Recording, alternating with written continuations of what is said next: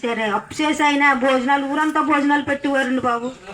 ఒకనాడైతే నేను దారిలో నడిచి వస్తున్నానండి, అమ్మగారండి నేను గ్యాస్కి వెళ్ళాలంటే తీసుకెళ్ళి ఇంటికాడ దింపారండి. ఆయన గురించి ఇంకా రెండో వేసి పరపోయండి బాబు. నేనైతే చర్చి కట్టాలని అనుకున్నారండి. చర్చి కట్టాలనుకుంటే 16 తంబాలు ఉన్నాయి, వేసుకోండి బాబు అన్నానండి. మా ఊళ్ళో అయితే సాగనవ్వలేదండి. మా గవర్నమెంట్ వాళ్ళు అట్టుకుపోతున్నారని బోర్లు తీసి 2 లక్షలు ఖర్చు పెట్టారండి. భోజనం లేకుండా సరే భార్య బిడ్డలు అలాగ ఉండేవారు తప్ప దేవుడి కొరకు చాలా జీవించారండి బాబా. అసమంటి మనిషిని ఇంకా నేను జీవితంలో చూడలేనండి బాబా.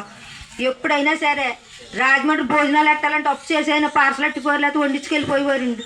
ఇల్లు చూడండి బాబా, ఆయన కొరకు ఎప్పుడు దేవుడి కొరకే జీవించారండి బాబు. ఎప్పుడు కూడా ఆయన భార్య ఏంటి బిడ్డలు ఏంటి మరి అందరికీ నన్ను చేస్తాను ప్రార్థనలో పెద్ద ఎదగలేదండి. నేను మీరేంటి ఆ కుటుంబానికి అండి పాస్టర్లు అందరూ కూడా మంచివారండి బాబు.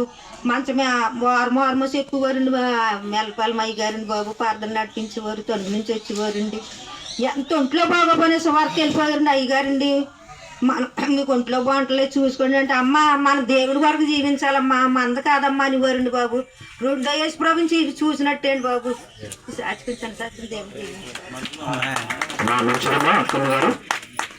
ఈ సమయంలో మీ మాటలు చాలా హృదయపూర్వకమైనటువంటివి. శోకతప్త హృదయంతో ఉన్నటువంటి దైవజనరాలు మన మధ్యకు వస్తూ ఉన్నారు. మరి ఆ బిడ్డ సమక్షంలో మనందరం కూడా ఈ ఫోటోను ఆవిష్కరిద్దాం. దైవజనులైనటువంటి మనందరం కూడా మరి